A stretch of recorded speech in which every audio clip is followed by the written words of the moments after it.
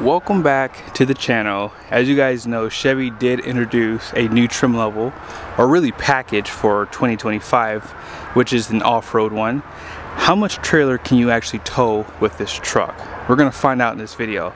Let's go ahead and pick out the RV. It's been a year, or almost a year, since we haven't owned a Keystone Cougar, and it's probably been about 2 years since I've walked through a new one. But today's the day. This RV, in my humble opinion, is the absolute best.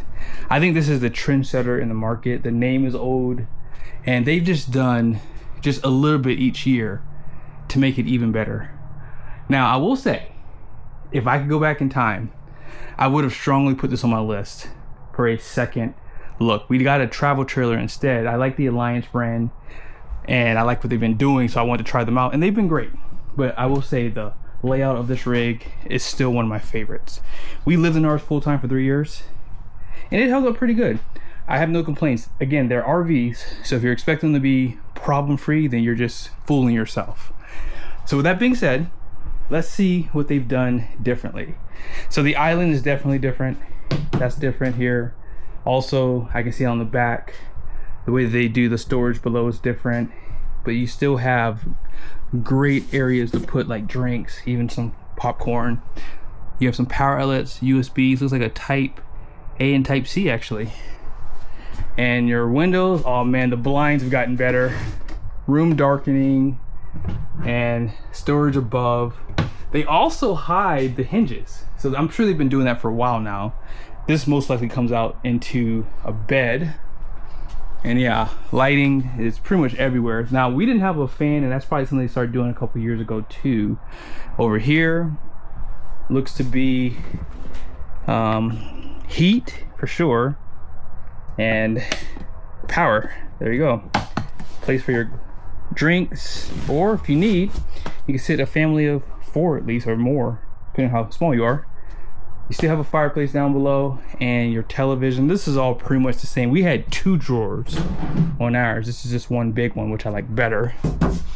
And storage above. Really? Come on. Keystone, you're still doing radios. We had that, although they hide it now, which I like it better. The kitchen is about the same, I would say. 3-burner cooktop. I mean, this is not a luxury RV. This is a mid-level rig, but same microwave design, just a different brand, I believe. I don't think we had Furion. I think we had a High Point. And they're still not reinforcing this stuff down here, which I would like to see. Oven is still small. And then here's storage. The only negative about this rig, I like how tall this is, by the way, too. And now these are soft close. We had a divider. They took that away, which is so much better. But there's no pantry. And the reason why, I'll show it to you in a second. Here's some of your storage above here. And what I would have loved to have, 12-volt refrigerator. We had so many problems with our 120-volt gas electrical, and I hated it. Would not cool to save its life unless I added a bunch of fans to it and prayed over it. But this is why you don't have a nice pantry. It's because of this door here. If they were to put this door on this side, get rid of this place to hang your stuff, you could actually have maybe even a coffee pot here and more pantry area. But nevertheless, you would lose some of this as well. So this is kind of like a desk here. You can put a television. We actually hung a television on ours, and this does turn into a bed. And this is not a wardrobe, but you could probably do some updates to it to make it that. Yeah, this is pretty much the exact same as our rig, almost identical. This is so much better, guys. There's no legs down there. We actually did the dinette on ours because we didn't like the booth style. Oh, that's nice. Oh, look at that. Not reinforced, so you can't overstuff them.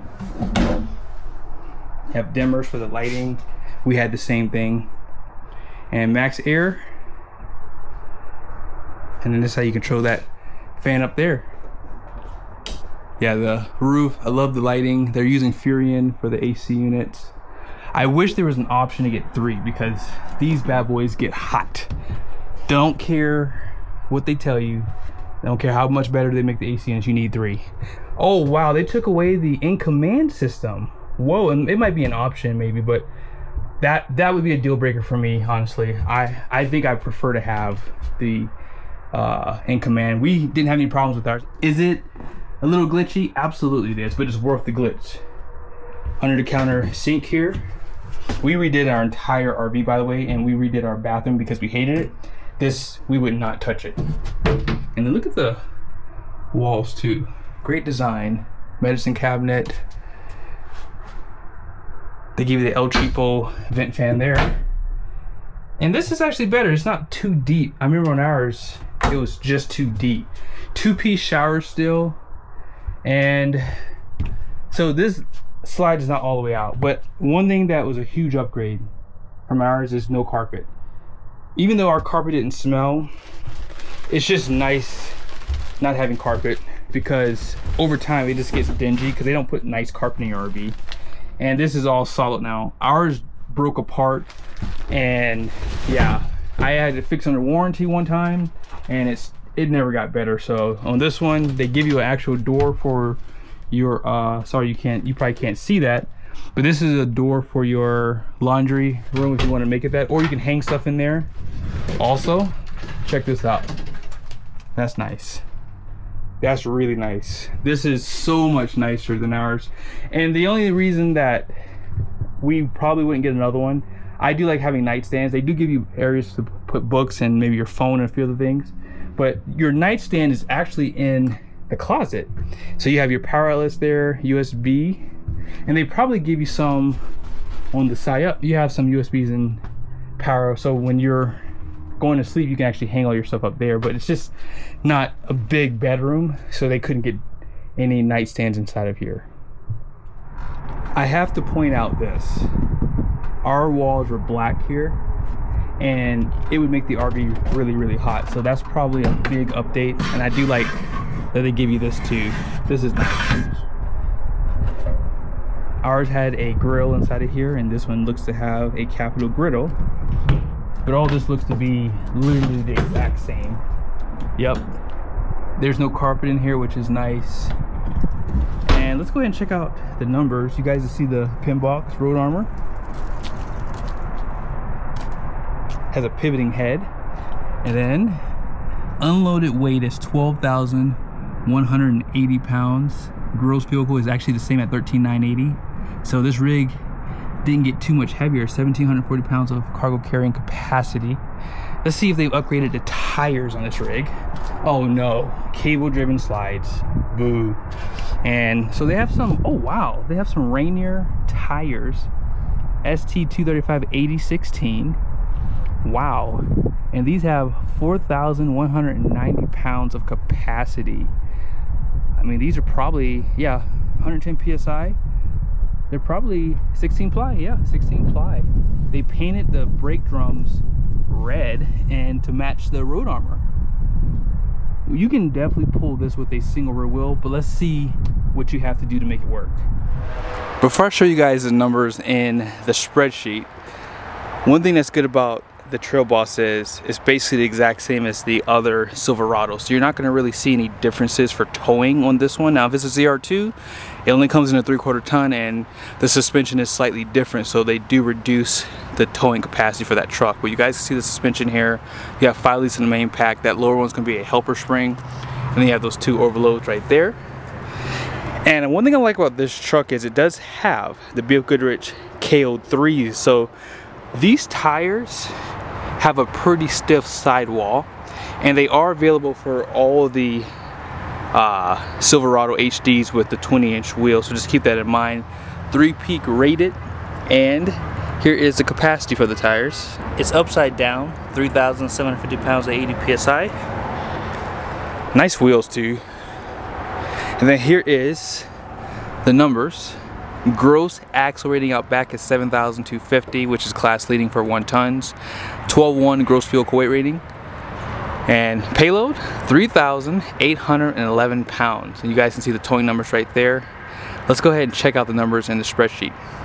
Here's the Keystone Cougar online. This is not the actual trailer, but I did see that you can get a third AC unit. And if that is an option for prep, I would 100% add that for sure. Now you guys pretty much saw some of the specifications earlier in the video. Here's all of it.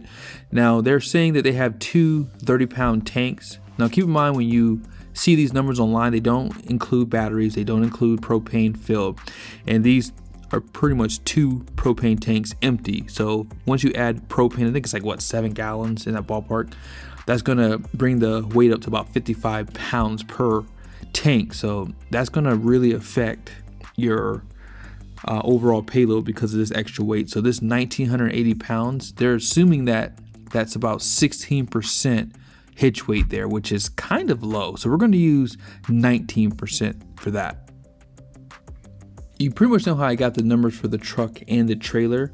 This is the dry weight that we saw at the dealership. So even without batteries and propane, it's still slightly higher than what it was online too. So once they add the propane and the batteries to this trailer, that's going to go up a little bit more, and that weight's going to be on the front of the RV, which means it's going to affect your hitch weight, which means it's going to affect your payload.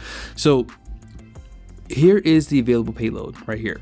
If I were to put in 19% of this number here, that number would be 2,314 pounds.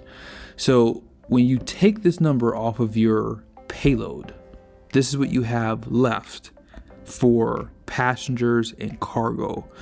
Now, one thing to understand is if you add bigger wheels and tires, if you add running boards to the truck, if it didn't come with it, that's going to affect the curb weight, which means it's going to lower this number too. So you have to keep that in mind. So with that being said, we got to add passengers and cargo. I always assume a husband and wife and 2 kids, but I'll just use 500 pounds for this example here.